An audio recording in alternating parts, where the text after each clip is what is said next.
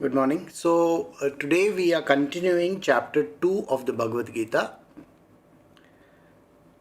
In yesterday's satsang, Sri Krishna was challenging Arjuna, asking him why is he feeling so faint-hearted. So today we are going to start from verse 4 onwards, where Arjuna is going to respond to Sri Krishna and he is going to tell him what exactly he feels like.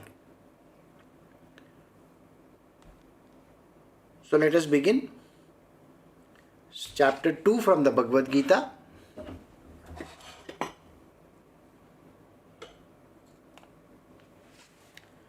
So Bhagavad Gita chapter 2 verse 4.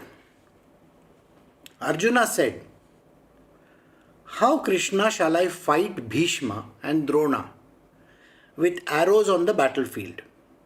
They are worthy of deepest reverence, O destroyer of foes."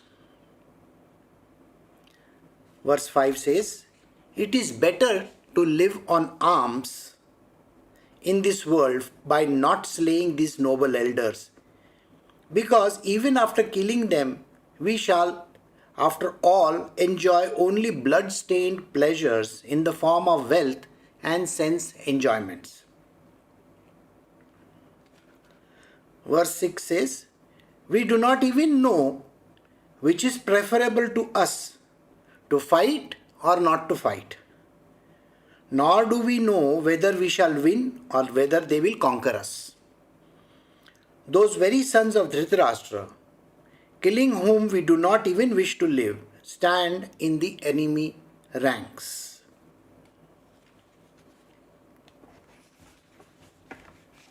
Arjuna's dilemma is the same for all of us. There are two teachers which he is talking about. One is Dronacharya and one is Bhishma Pitama. So Dronacharya is the person who has taught him right from the beginning of his life all the art of war to literally every subject that was there. Politics, weaponry, how to rule and govern the kingdom, grammar, all these subjects, they are taught in an institution. So Dronacharya is an institution. He tells him what exactly you are supposed to do in various circumstances. Then we have Bhishma Pitama. Bhishma Pitama is the spiritual teacher. He teaches us morality. He teaches us all different kinds of the way of living in this world, how we are supposed to take decisions, what is right and what is wrong. Now I want you to think about the situation over here. Both these teachers are standing in the opposite rank. And Arjuna is on the side of righteousness.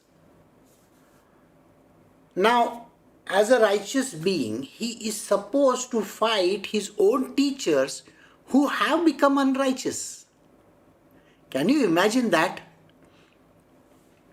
Dronacharya, who has taught him Dhanurvidya and every other aspect of life which he is supposed to learn.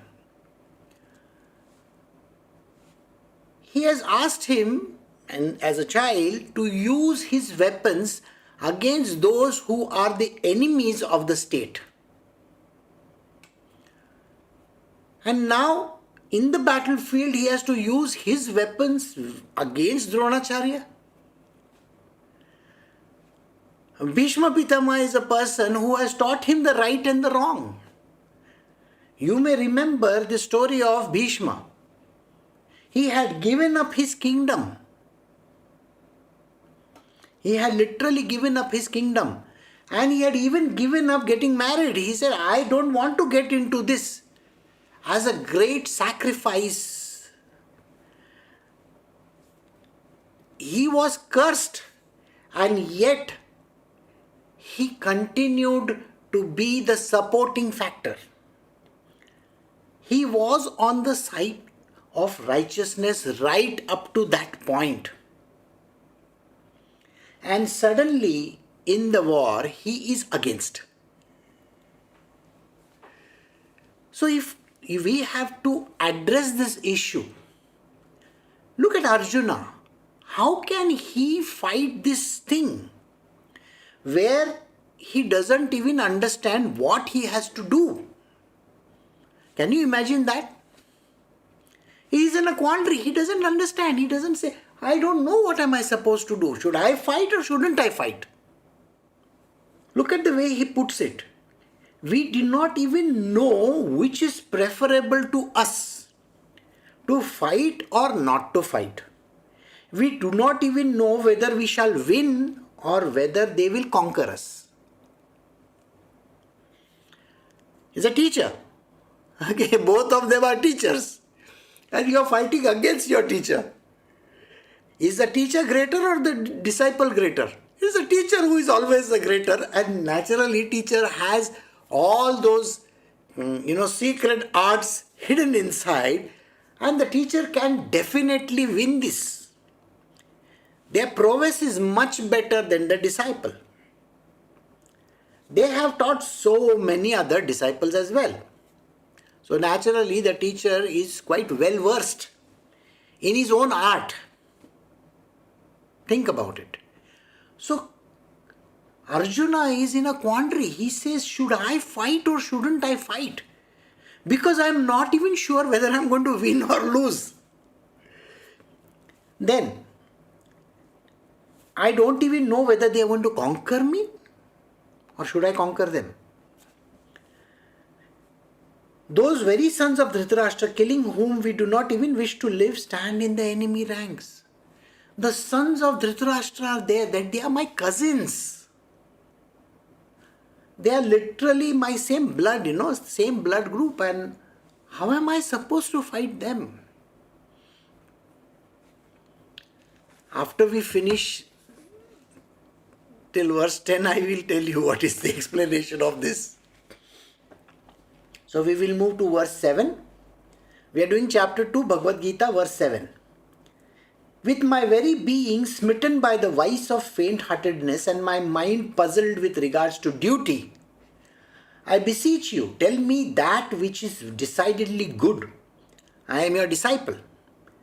Pray instruct me who has taken refuge in you. Verse 8. For even on obtaining undisputed sovereignty and an affluent kingdom on the earth and lordship over the gods,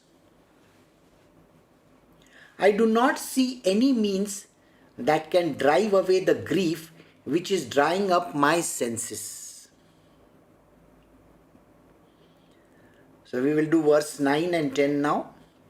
Sanjaya said, O king, having thus spoken to Sri Krishna, Arjuna said to him, I will not fight, and became silent. Then, O Dhritarashtra, Sri Krishna, as if smiling, addressed the following words to Arjuna, sorrowing in the midst of two armies.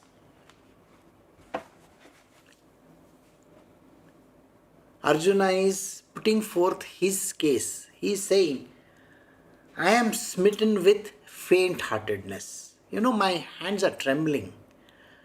I don't want to fight my brothers. I don't want to fight these relatives of mine. I don't want to fight these gurus of mine. They are gurus after all. Dronacharya and Bhishma Pitama are the gurus. I don't want to fight because what good will come out of it? I really don't understand. He says, my mind is puzzled with regards to duty. I have a duty in this world. I have been taught from my childhood that I am supposed to respect the elders. Can I go and slap my father? No. Can I go and fight my grandsire or my grandfather? No, I can't do those kind of things. Can I go and kill them? That is the greatest sin. I have heard that. Now this is what the Vedas and the Shastras are teaching us. How am I supposed to fight them? If you were to empathize with Arjuna standing in the battlefield, these are the same questions you are going to have. The questions are so common, and you will not be able to decide what exactly is to be done. Imagine, this is prior to the war. And now, let us say the act was committed. After the act is committed, do you know the kind of guilt complex people have? I have done the greatest, wrong in the world. I am a great sinner. I should not have done. We all have this kind of guilt complex in us. We love to, wallow in grief and say to ourselves, this is not a done thing. We should not be doing this. So he doesn't know what is good or what is bad in this. He has absolutely no idea. He tells Sri Krishna, I am your disciple. Now, Sri Krishna till this point in time was not a guru, though he is a world guru, but nobody till that point in time had ever considered him as a spiritual master. To be a spiritual master, there are lots of qualifications required. And to become a disciple also, there are various qualifications. So here he says, I am your disciple. Krishna, I am your disciple. So he is putting the ball in Krishna's court and saying, you have to guide me now.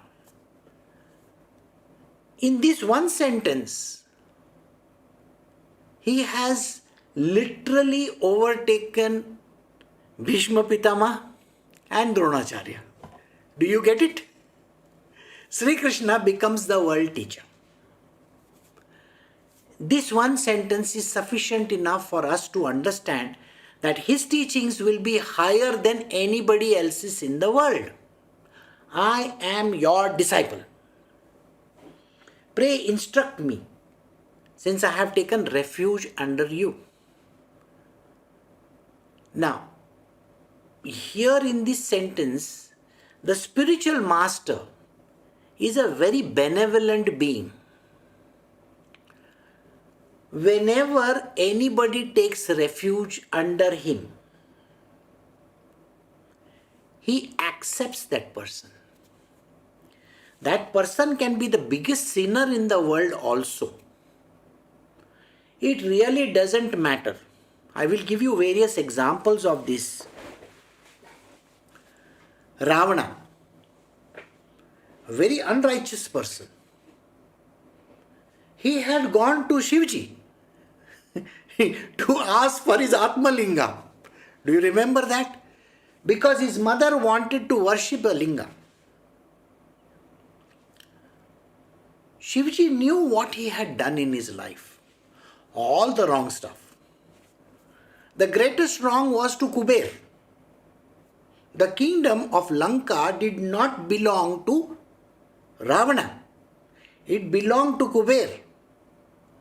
Kuber is the repository of all the wealth in the world. He is the richest guy.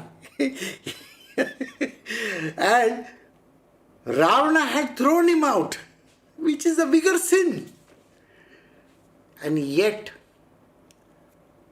when Ravana went and took refuge under Shivji, Shivji granted him even his Atmalinga. So the spiritual masters are very benevolent souls. They will remove everything and give away if someone takes refuge under them. And here Arjuna is taking refuge under Sri Krishna's Chhatrachaya, that is umbrella as we call it. Under the, see, Sri Krishna had prior to this just coached a few of his gopis. If you remember the story of Sri Krishna, he had coached just a few of his gopis. But whatever he had coached them was not revealed too much. This is an open book. This book and later on Uddhav Gita. You can see that yellow color book up there. That is Uddhav Gita. These are two of his greatest teachings in the form of scripture. Plus there are two more. Just after the war, many years later, Arjuna wants a brush up. So Sri Krishna gives him a small brush up.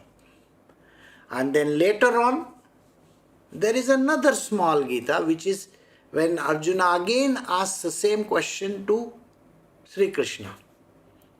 So those are small Gitas. Gitas means teachings, by the way. It's a compilation of teachings. So Sri Krishna is the Supreme Master. Under him is Arjuna. These are well known. These teachings are well known. Now he says, for even on obtaining undisputed sovereignty and an affluent kingdom on the earth, a sovereign is greater than a king. Why? Because, it's like we have in India Chhatrapati. Okay? So, Chhatrapati Shivaji Maharaj, he was the king of not only the Mavalas kingdom, but literally all across India to South India. It's a grand king, he's a great king. Like that, to be a sovereign, there are lots of kingdoms under them. So to have sovereignty on this earth, that also I don't prefer. Because if I have to kill my master and my cousins, this is not going to be helping me in any way. And an affluent kingdom, Indraprastha, where the Kauravas were ruling, the current Delhi by the way, center around Delhi, that was a very, very rich and an affluent kingdom at that time during the time of Kauravas and Pandavas as well. He says, I don't even want the lordship over the gods. Who gets the lordship over the gods, do you know? Indradev. He is the lord of all the gods. He is the king of all the gods. So even if you offer me Indra's throne, by the way, Indra's throne is available. There is an interview also, don't worry. So everybody is interviewed for Indra's throne, those who are qualified, okay? And one out of them is selected as the next Indra. So Indra rules for 1,000 years. So Indra is not a person. Indra is a designation. He rules for 1,000 years, and after that a new Indra comes. Then he goes away. Then another Indra comes. He goes away. Then another Indra comes. It's like a prime minister or a president. How many presidents has US had, and how many prime ministers has India had? Many of them. All of them are called prime ministers and all of them are called presidents. Alright? So, it's a designation. It's a chair. Likewise, he says, even if somebody were to offer me the kingship of all the gods, I don't want it. Because if that is the criteria, that means I have to kill my own masters, the spiritual and the material worldly master. I don't want to do that. And all my cousins, relatives, I have to fight with them. This is not a done thing. So I do not see any means that can drive away the grief which is drying up my senses. He is grieving over it. And the grief is very powerful. He says, I don't want this. I don't want to fight. Period. I just want to leave all my weapons and run away from here. He says in the next line, I will not fight. Period. Why should I fight? I don't find any reasoning out here. My reasoning has left me. I don't know what I'm supposed to do. This is not a done thing. I will get out of this. So, after he has said these words, now Sri Krishna, you see, Sri Krishna is always smiling. You have to understand this. The reason why Sri Krishna smiles is because he can see the futility of the whole situation. He's a witness, no? He understands everything. And Sri Krishna has the knowledge. Everything is within him. So he looks at his disciple and says, oh my God, look at him, poor fellow. I have to now teach him something. So Krishna is always smiling. I don't know whether you all have seen all these B.R. Chopra's serials. In every serial of his, he is smiling. Even in the worst circumstances also, Krishna is always smiling. Have you seen any other god smiling? Ask this question to yourself. No other god smiles except Sri Krishna.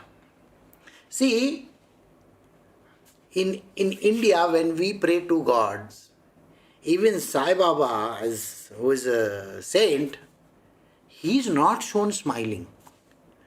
And the funniest part of it all was, when we were making our statue, we told the karigar, that is the sculptor, he said, don't you dare make his face grumpy and grouchy. I want Sai Baba also smiling. Go. Do it, and that is why my Sai Baba is smiling. Okay? Dattatreya is serene. But Sri Krishna is always with a smile. And always with one flute, which he carries with him. So, he is that smiling guy. Our spiritual leader, the teacher who is there, has to have the upper hand in everything. That is why.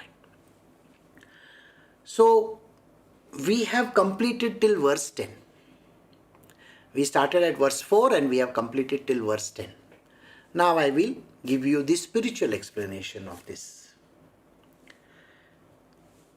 Now, Arjuna, whom I said is you yourself, since we have to apply it spiritually, adhyatmik, your own adhyatma.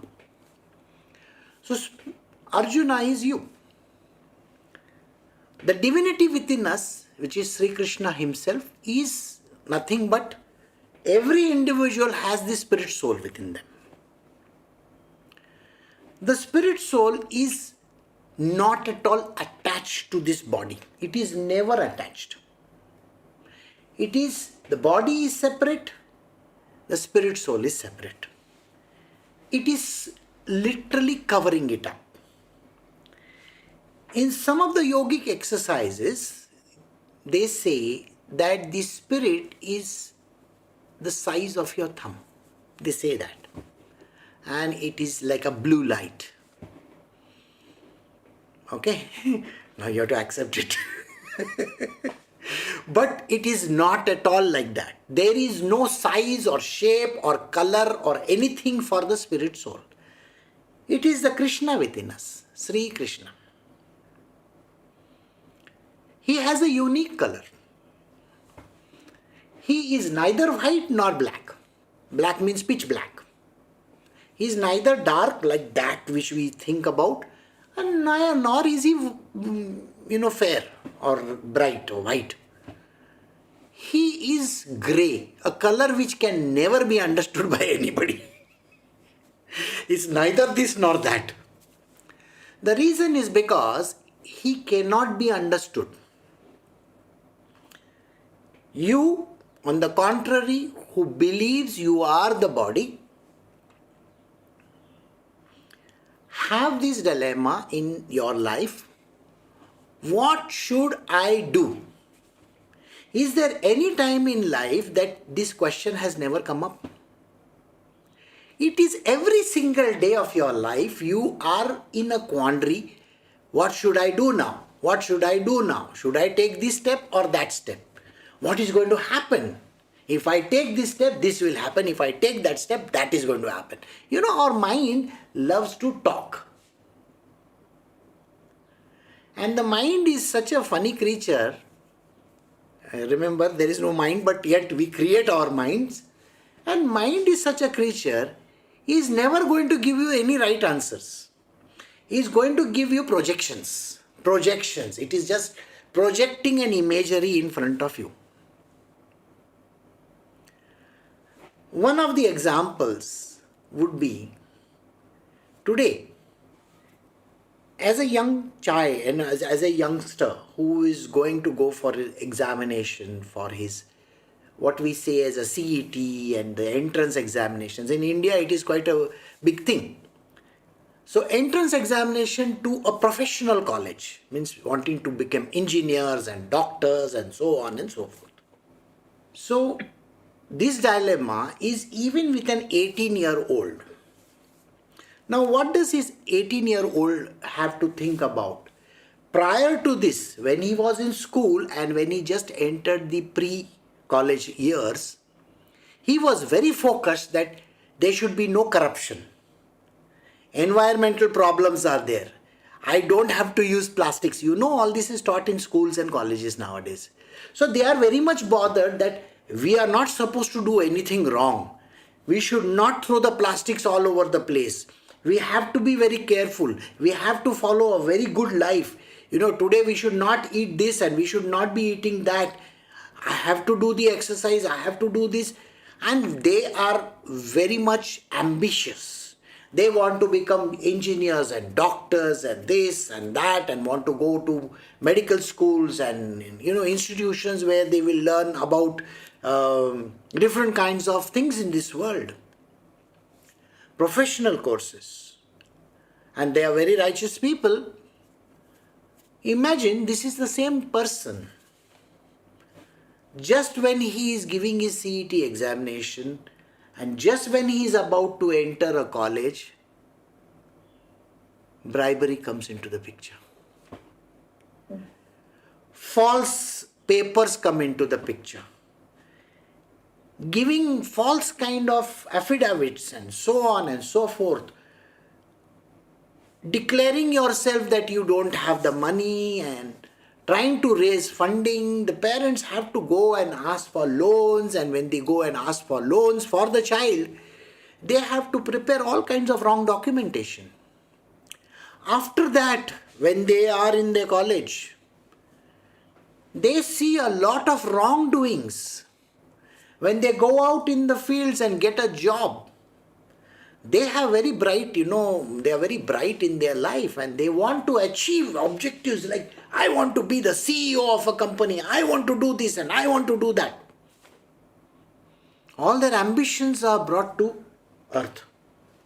Because when they go for the interview, the first thing that happens to them is they are disillusioned. They see these people sitting for the interview who are literally like augurs. Understand what an augur is? And they are negotiating for their salaries. Then when they join the job, they are disillusioned again. This kind of a situation arises in their life. What are they supposed to do at this point in time? Should they pay bribes? Yes or no? It's a righteous question. No, you should not pay bribes. If you don't pay the bribe, or if you don't get that certificate, if you don't do this, there are no admissions. What are they supposed to do? Then as they go about during their job, again they have to lie many number of times. Sometimes they have to tell blatant lies. For what purpose?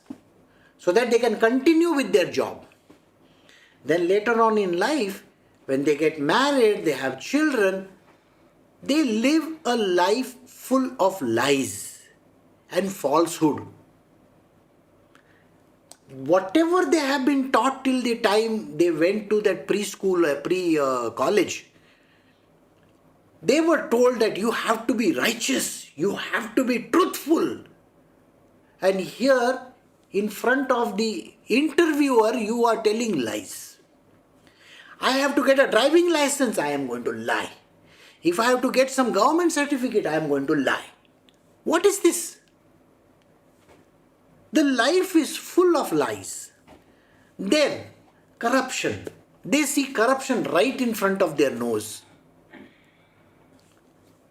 As a young person, even when a death occurs in the family of some elderly person, to get even a medical certificate, or to burn the body, or to bury the body, to maybe that particular person was in the hospital, to take that person to the hospital, the ambulance person and the person who admits takes bribes.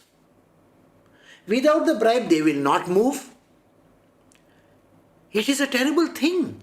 These same youngsters are bombarded with this kind of a false world. They lose their steam there itself. And they have to become like all these people. Name one person in this world who has not done this. When they go for registration of properties, okay, first when you buy a property itself, there is so much of lies that you have to say. Then you go for registration, there are hundreds of lies. After registration, there are so many lies. The whole world is full of all this nonsense. They see politicians, they see the whole world blatant lies. Everything is like that. At that point in time, what happens to this righteous person? There are people in this world who are fighting for various reasons. Someone is fighting for environment. They say that you are not supposed to do this and not supposed to do that, not supposed to throw the plastics and blah blah blah, all that. The same person uses all the wrong stuff in his own house. How do you get out of it? So the world is like this. At every juncture in your life, you are going to be having this quandary. Should I do this or shouldn't I do this? I have been taught by the divinity within me never to lie, never to do anything wrong. And here I am forced to do. So this is a dilemma which every individual faces in life. There isn't a single moment in time where you are not supposed to, tell the truth. Why? Because if you say the truth, you will not be given that. So tell lies. This is the thing which happens. And Arjuna doesn't want to go into this. And that is the reason why he is asking Sri Krishna. You also have faced this n number of times in life.